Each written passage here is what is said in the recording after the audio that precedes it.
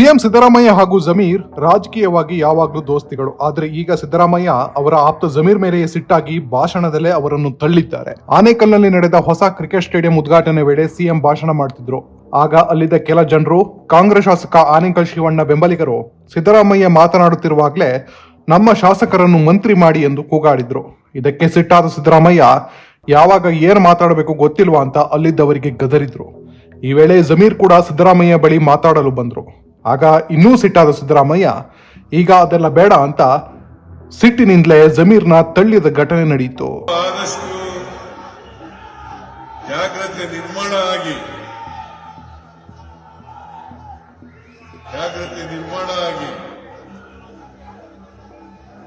ಅಂತಾರಾಷ್ಟ್ರೀಯ ಮಟ್ಟದ cricket stadium ನಿರ್ಮಾಣ ಆಗಲಿ ಅಂತೇಳಿ ಆಶಯವನ್ನು ವ್ಯಕ್ತಪಡಿಸತಕ್ಕಂಥ ಪ್ರಯತ್ನ.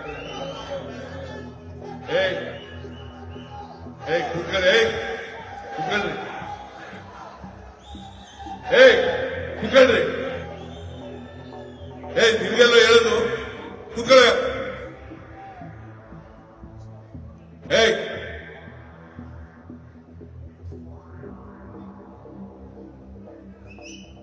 ಯಾರವನು ಕಳಿಸಿ ಆಚೆಗೆ ಪೊಲೀಸ್ನವ್ರು ಅವ್ರನ್ನ.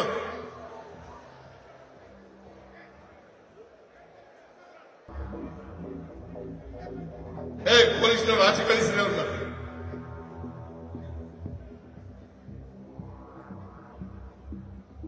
ಮಾತಾಡುವಾಗ ನಿಮ್ಗೆ ಜ್ಞಾನ ಬೇಡ ನಿಮ್ಗೆ?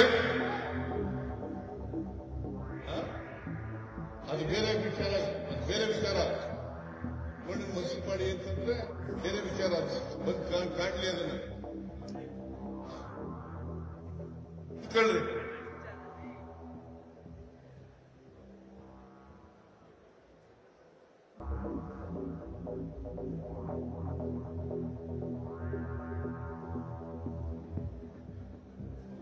ಇಂಥ ಒಂದು ಅಂತಾರಾಷ್ಟ್ರೀಯ ಮಟ್ಟದ ಕ್ರೀಡಾಂಗಣ ನಿರ್ಮಾಣ ಆಗೋದ್ರಿಂದ ಈ ಭಾಗದಲ್ಲಿ ಪ್ರವಾಸೋದ್ಯಮ ಬೆಳೀತದೆ ಮತ್ತು ಸುತ್ತಮುತ್ತಲಿನ ಗ್ರಾಮಗಳಲ್ಲಿ ಆರ್ಥಿಕತೆ ಬೆಳವಣಿಗೆ ಆಗಲಿಕ್ಕೆ ಕಾರಣ ಆಗ್ತದೆ ಅಂತಕ್ಕಂಥ ಮಾತುಗಳನ್ನು ಹೇಳಲಿಕ್ಕೆ ಬಯಸ್ತಾ ಇದ್ದೇನೆ. ನನಗೆ ನಿಮ್ಮೂರಿನವರೇ ಹೇಳ್ತಾ ಇದ್ರು, ಸುಮಾರು 1,500 ರೂಪಾಯಿ ಒಂದು ಚದರಡಿಗಿತ್ತು. 4,000ದಿಂದ 5,000 ರೂಪಾಯಿ ಒಂದು ಚದರಡಿಗೆ ಏರಿದೆ ಅಂತಂದ್ರೆ ಇದಕ್ಕೆ ಅಂತಾರಾಷ್ಟ್ರೀಯ ಕ್ರೀಡಾಂಗಣ ಆನೇಕಲ್ ತಾಲೂಕಿನಲ್ಲಿ ಬರ್ತಾ ಇರತಕ್ಕಂಥದ್ದು, ನಿರ್ಮಾಣ ಆಗ್ತಾ ಇರತಕ್ಕಂಥದ್ದು ಅಂತಕ್ಕಂಥ ಮಾತುಗಳನ್ನ ಹೇಳಲಿಕ್ಕೆ ಬಯಸ್ತಾ ಇದ್ದೇನೆ. ಅದರಿಂದ ಪ್ರವಾಸೋದ್ಯಮಕ್ಕೂ ಕೂಡ ಅಭಿವೃದ್ಧಿ ಆಗ್ತದೆ, ಜೊತೆಗೆ ಈ ಭಾಗದಲ್ಲಿ ಆರ್ಥಿಕ ಬೆಳವಣಿಗೆನೂ ಕೂಡ ಆಗ್ತದೆ, ಉದ್ಯೋಗನೂ ಕೂಡ ಸೃಷ್ಟಿ ಆಗ್ತದೆ ಅಂತ ತಿಳಿಸಲಿಕ್ಕೆ ನಾನು ಇಚ್ಛೆ ಪಡ್ತಾ ಇದ್ದೇನೆ.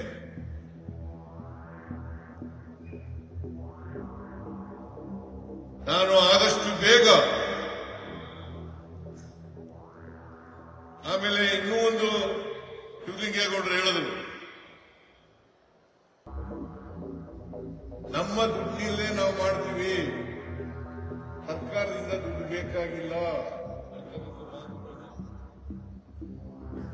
ನಮ್ಮ ದುಡ್ಡಿನಲ್ಲೇ ಮಾಡ್ತೀವಿ, ಸರ್ಕಾರದಿಂದ ದುಡ್ಡು ಬೇಕಾಗಿಲ್ಲ. ಯಾಕಂತಂದ್ರೆ ಹೌಸಿಂಗ್ ಬೋರ್ಡ್ನಲ್ಲಿ ಸ್ಟ್ರೇ ಸೈಟ್ಸ್ ಬಹಳ ಇದಾವೆ,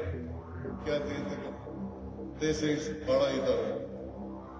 ಆ ಸ್ಟ್ರೇ ಸೈಟ್ಗಳನ್ನ ಹರಾಜು ಮಾಡೋದ್ರಿಂದ ಬಹಳಷ್ಟು ದುಡ್ಡು ಬರ್ತದೆ.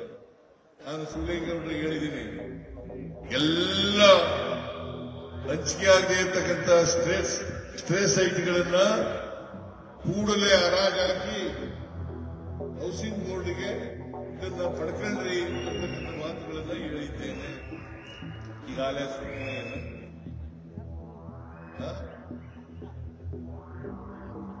20,000 ಕೋಟಿ ಬರ್ತದೆ. 20,000 ಆದ್ರಿಂದ ಈ ಪ್ಲೇ ಸೈಟ್ಗಳನ್ನ ಮಾಡ್ತಕ್ಕಂಥದ್ದು ಅತ್ಯಂತ ಅವಶ್ಯ ಅಂತಕ್ಕಂಥ ಮಾತುಗಳನ್ನ ಹೇಳಲಿಕ್ಕೆ ಬಯಸ್ತಾ ಇದ್ದೇನೆ. ಆಮೇಲೆ ಹೌಸಿಂಗ್ ಬೋರ್ಡ್ನವರು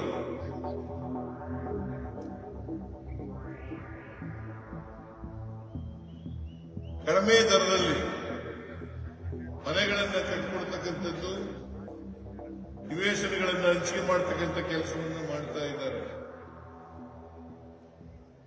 ಪ್ರತಿಯೊಬ್ಬರಿಗೂ ಕೂಡ ಅವ್ರ ಜೀವಮಾನದಲ್ಲಿ ಒಂದು ಮನೆ ನೆತ್ತಿ ಮೇಲೆ ಒಂದು ಸೂರು ಇರಬೇಕು ಅಂತಕ್ಕಂಥದ್ದು ಪ್ರತಿಯೊಬ್ಬರ ಆಸೆ. ನೆತ್ತಿ ಮೇಲೆ ಒಂದು ಸೂರು ಇರಬೇಕು ಅಂತಕ್ಕಂಥದ್ದು ಪ್ರತಿಯೊಬ್ಬರ ಆಸೆ. ಅವ್ರ ಜೀವನದಲ್ಲಿ ಈಗ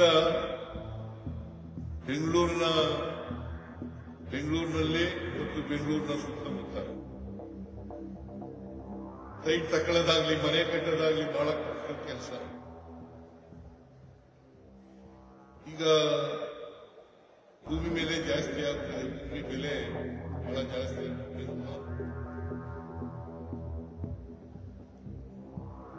ಜಾಸ್ತಿ ಆಗುತ್ತಿದೆ.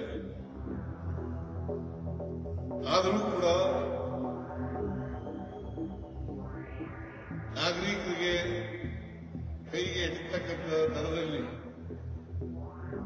ಸೈಟ್ಗಳನ್ನ ಕೊಡ್ತಕ್ಕಂಥದ್ದು, ಮನೆಗಳನ್ನ ಕಟ್ಟಿಕೊಡ್ತಕ್ಕಂಥದ್ದು ಹೌಸಿಂಗ್ ಬೋರ್ಡ್ನವರು ಮಾಡ್ತಾ ಇದ್ದಾರೆ ಅಂತಕ್ಕಂಥ ಮಾತುಗಳನ್ನು ಹೇಳಿ. ಇವತ್ತು ಅನೇಕ ಅಭಿವೃದ್ಧಿ ಕಾರ್ಯಕ್ರಮಗಳಿಗೆ ಶಂಕುಸ್ಥಾಪನೆ ಮತ್ತು ಉದ್ಘಾಟನೆ ಕಾರ್ಯಕ್ರಮ ನಡೆದಿದೆ. ಮಣ್ಣವರು ಬಹಳ ಬುದ್ಧಿವಂತರು.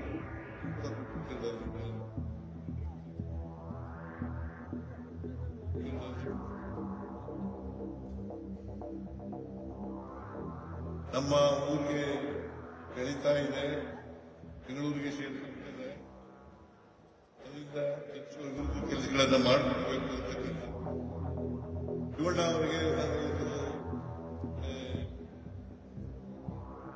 ಉದೇಶ್ ಅವರಿಗೆ ಮಾತನ್ನ ಹೇಳಲಿಕ್ಕೆ ಬಯಸ್ತಾ ಇದ್ದೇನೆ. ಉದೇಶ್ ಅವರು ಮಾಜಿ ಲೋಕಸಭಾ ಸದಸ್ಯರು. ಈಗ ನಾನು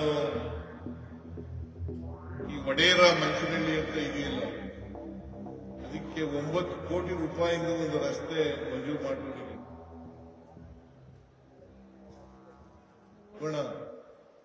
ಆಯ್ತಾ? ಅದು ಈ ಭಾಗದ ಅನೇಕ ಹಳ್ಳಿಗಳಿಗೆ ಸಂಪರ್ಕವನ್ನು ಕಲ್ಪಿಸತಕ್ಕಂಥ ರಸ್ತೆ.